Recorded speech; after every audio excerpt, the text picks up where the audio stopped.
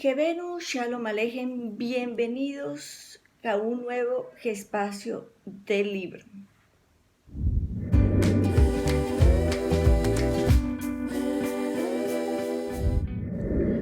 Los protocolos de los sabios de Sion constituyen uno de los documentos más infames del antisemitismo, y es precisamente una descripción o un análisis que Stephen Bronner hizo. Es el libro que les voy a recomendar para este mes.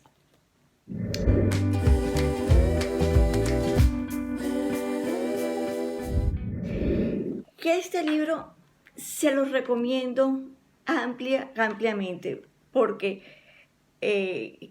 Stephen Bronner comienza a hacer un análisis de cada uno de los puntos de los protocolos de los sabios de Sion. Yo tomé algunos apuntes sobre este libro, algunas notas, algunos aspectos que llamaron fuertemente mi atención y me gustaría compartirlo con ustedes.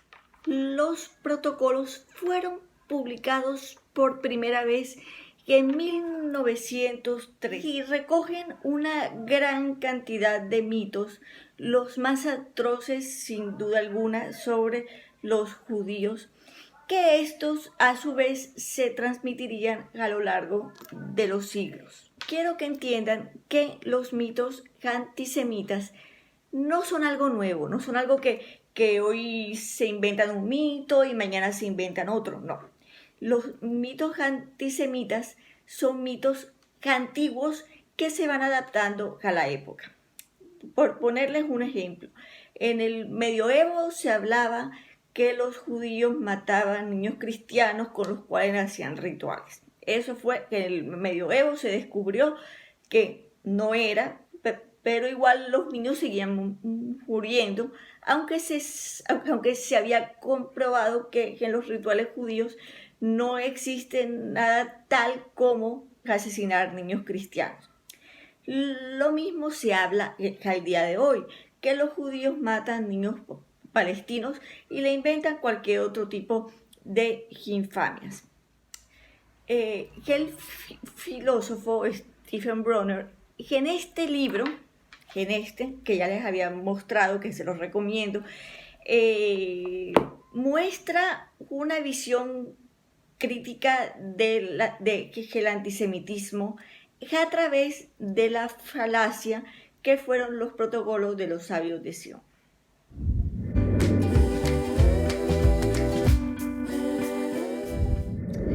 Entre otros mitos que se plantean en este libro de los protocolos de los sabios de Sion, se dice que los judíos controlan los bancos, controlan la industria de Hollywood, controlan la política exterior de los Estados Unidos, en fin, un sinnúmero de mitos que fueron adaptados a la época en que se publica este libro.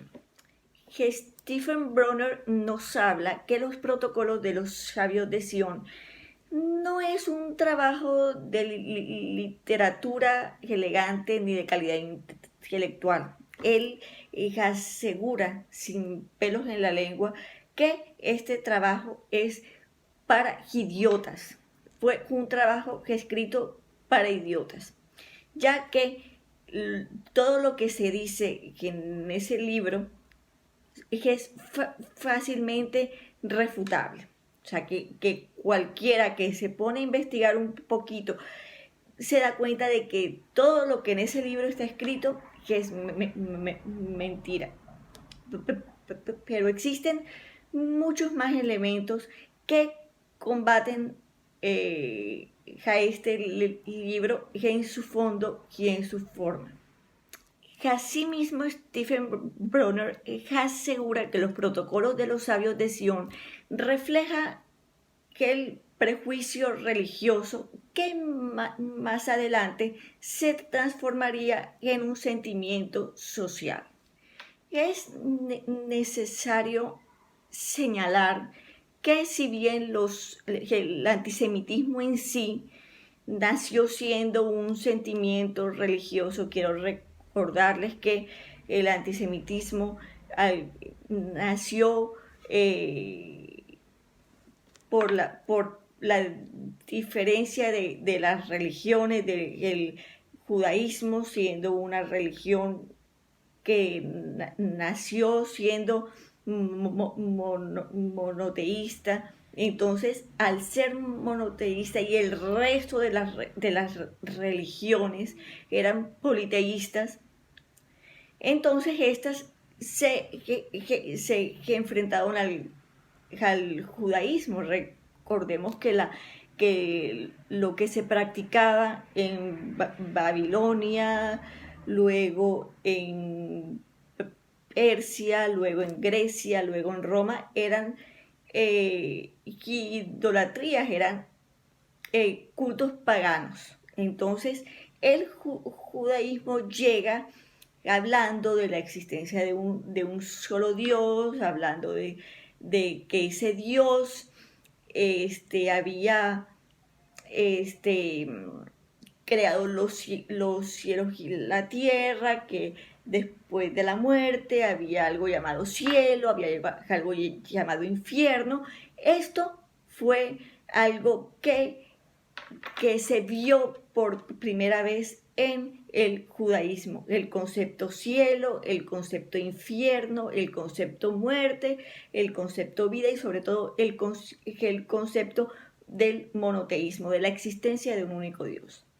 Cuando surge el cristianismo, particularmente cuando que el emperador Constantino declara al cristianismo como la religión oficial del Imperio Romano, ya no se hablaba de una confrontación entre el politeísmo y el monoteísmo presentado por el judaísmo, sino que se hablaba que los judíos habían asesinado a Dios. Quiero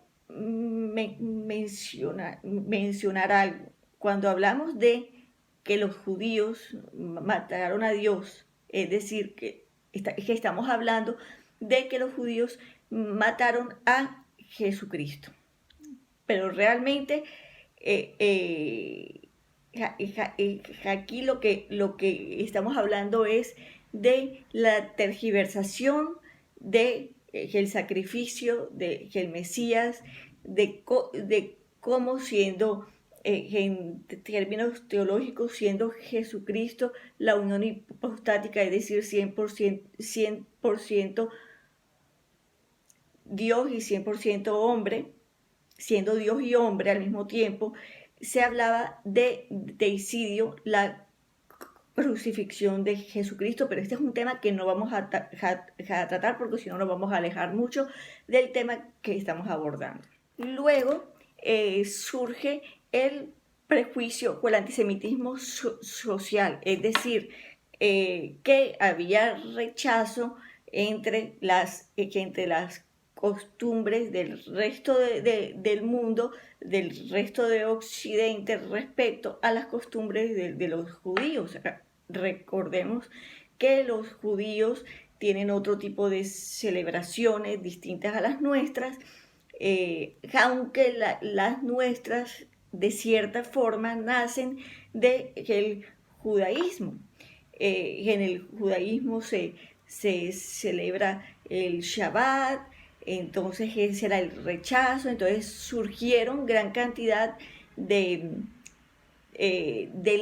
legislaciones a finales del siglo XIX, comienzos del siglo XX, en donde se atentaba contra el día de reposo, es decir, que se prohibía trabajar el domingo cuando los judíos abrían sus comercios el domingo, entonces habían leyes que prácticamente los afectaban.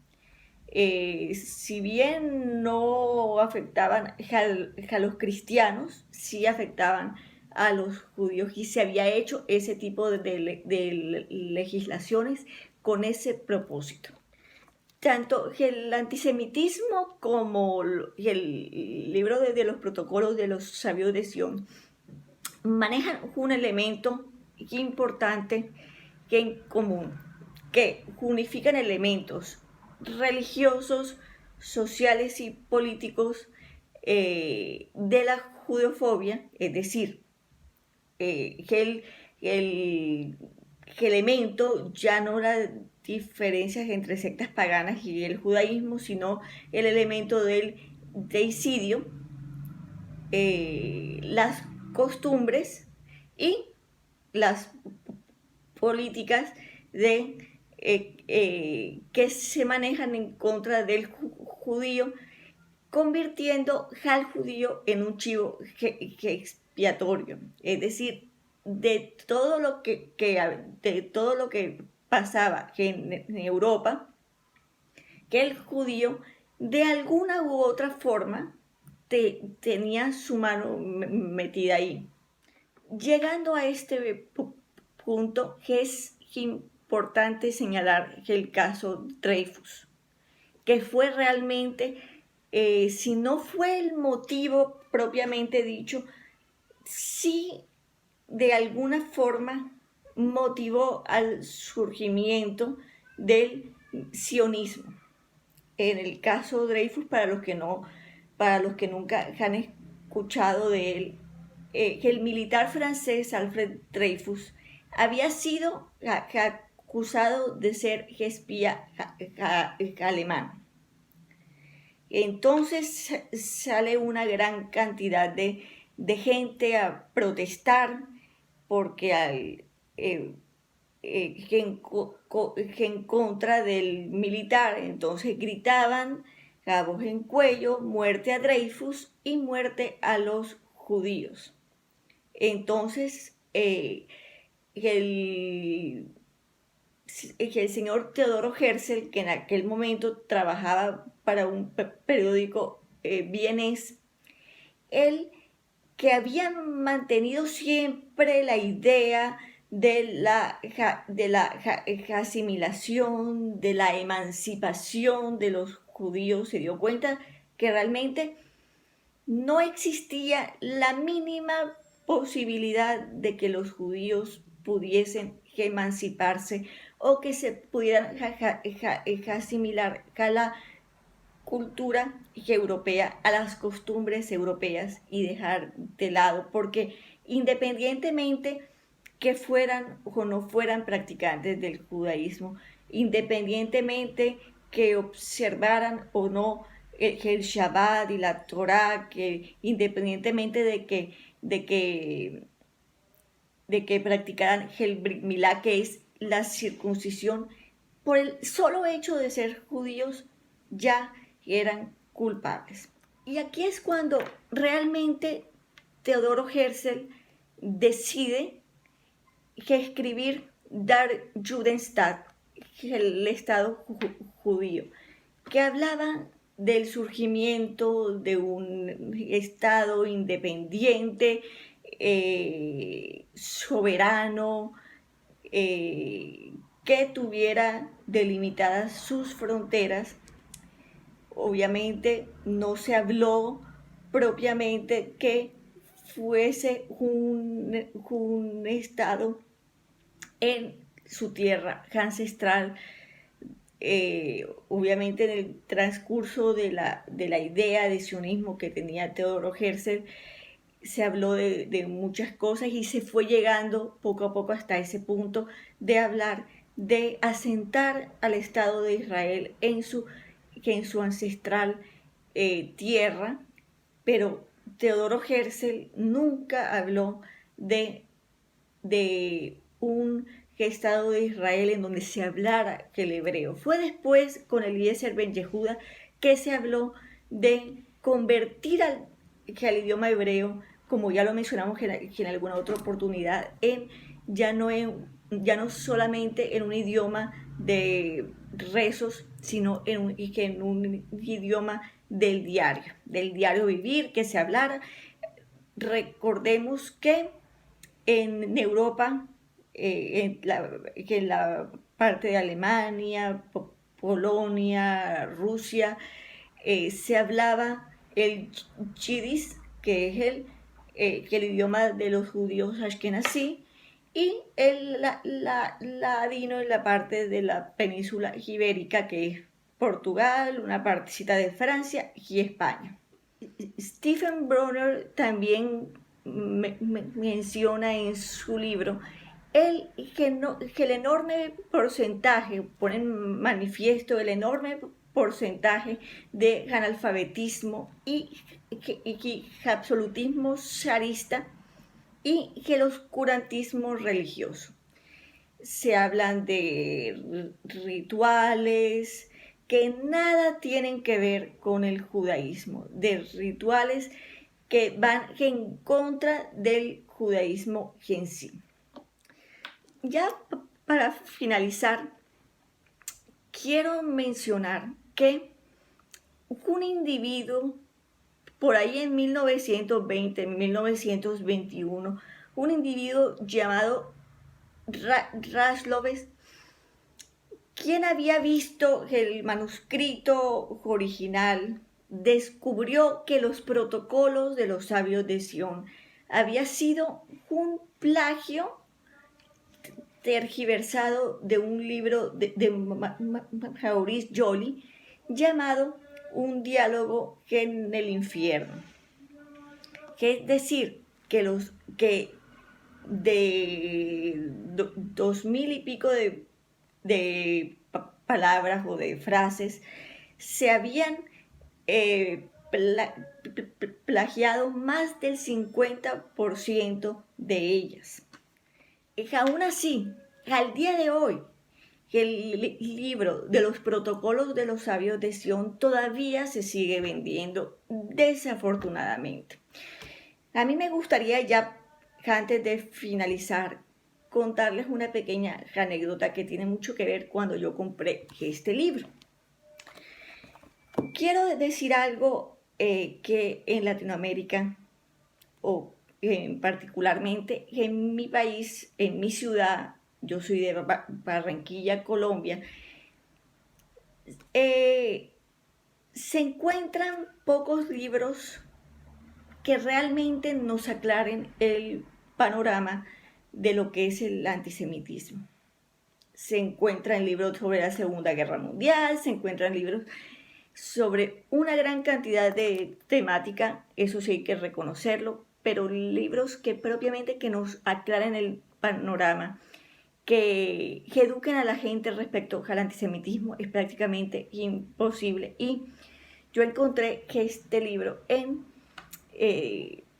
prácticamente en un hecho milagroso, porque difícilmente, y no lo iba buscando propiamente el libro con el título en la mano, ¿no? Fue que yo buscando entre varios libros lo encontré, y paralelamente a eso había una señora que estaba preguntándole a la persona que nos estaba atendiendo, a las dos, que era la misma persona, por los protocolos de los sabios de Sion.